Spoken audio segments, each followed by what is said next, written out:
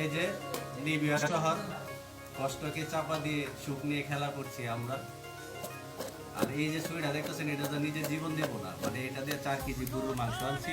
এই মাংসকে piece piece করে কাটটা এই যে 2 কেজি বাসমতি চাল আনা হয়েছে, 2 কেজি চাউল, 4 কেজি মাংস, ঠিক আছে?